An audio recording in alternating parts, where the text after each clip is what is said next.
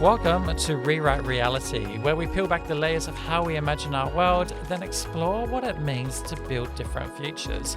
I'm Gregg the Artivist, and on today's episode, we dive into Stop Feeding the System. Join me to reflect, challenge assumptions, and spark possibility.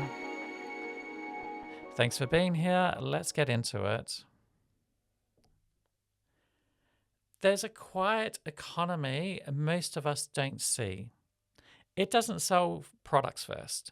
It sells us, our time, attention, moods, and relationships. The more we scroll, the more it eats. The more numb we feel, the more it craves. We tell ourselves, I need Twitter X for news. I need Facebook for family and friends, Instagram for creativity, WhatsApp for groups, LinkedIn for opportunities. But the real and somewhat harder question here is, at what cost? I really want to break these platforms down, so indulge me for this moment, please. Twitter X promises the conversation, but independent audits and EU monitoring have found it's saturated with disinformation and hate since guardrails were stripped back. That isn't free speech. It's a business model that profits from outrage, confusion, and division. And when confusion wins, community loses. Facebook and Instagram by Meta promise connection and creativity. Yet again and again, internal documents and outside researchers show teen safety failures and inflammatory recommendation loops. When the algorithm nudges vulnerable young people towards harm, that isn't connection, it's extraction. And Meta has been called out by investigators for its role in amplifying hate in real-world atrocities. That isn't an accident. It's what happens when engagement is the North Star. WhatsApp promises private chats. End-to-end encryption does protect activists, and that does matter.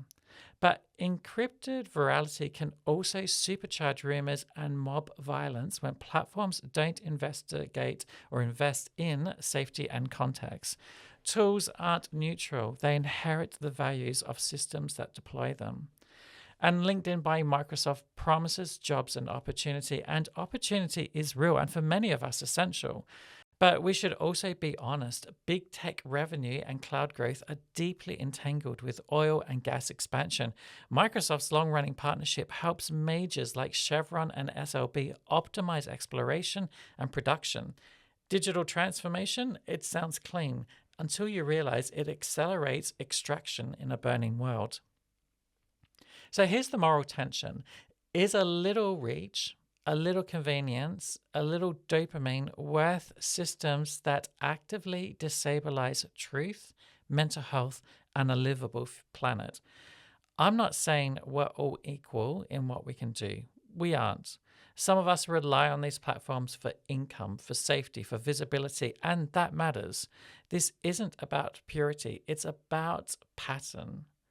If you can afford the time and money to be a premium on a platform such as LinkedIn, maybe you can afford to make different choices too.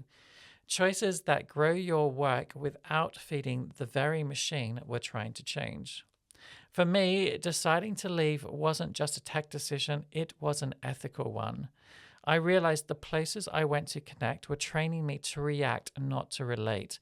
Shorter attention, bigger outrage, smaller imagination. So I started building elsewhere, longer form conversations, in-person circles, and spaces we steward together, including the Gregg the Artivist app, where the goal is depth, not dopamine. And here's the piece we don't say out loud enough. These aren't neutral tools, they're billionaire machines. Every like, every post, every connection props up empires built on exploitation of workers, of data, of truth itself. We tell ourselves we are just users, but we are also the product, and in some cases, we're the fuel. So the question becomes, is the convenience worth it? Is finding a job on LinkedIn worth contributing to the profit streams of a corporation partnering with oil giants while the world burns? Is the chance of going viral on Instagram worth knowing the same company ignored internal warnings about teen safety? These aren't abstract questions anymore, they're moral ones. I invite us to take a small action this week to do a 24-hour feed fast, no algorithmic timelines, then make one shift you can sustain, such as disable push notifications for one platform, or unfollow 25 rage bait accounts, or set up a daily time cap that respects your mind.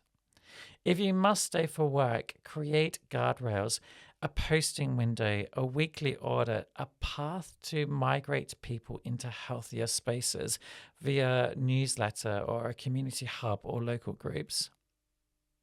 My hardest hurdle wasn't technical, it was emotional. I worried I'd lose people, but the ones who truly wanted community came closer. The space I recovered became the soil for better conversations and better work. So my reflective question this week is, if your attention is soil, what do you want it to grow? And which platform actually helped that growth in you and around you? Thank you so much for listening to this episode of Rewrite Reality. If this resonated, I would love to hear from you. So please do leave a comment wherever you're listening. What are you feeling? What came up for you? What's your take on today's topic? And consider sharing it with someone who might also be thinking deeply about the world around them. And be sure to subscribe so you don't miss future episodes as we keep peeling back the layers and reimagining what's possible.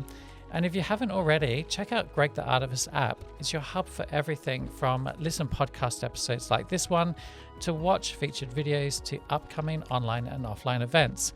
And it's also the easiest way to stay connected with our growing community. You can download it now from the App Store for iPhone users or Google Play for Android. If you prefer, there's always gregtheartivist.com for supportive information and more to this and all other episodes. Until next time, it's bye from me for now.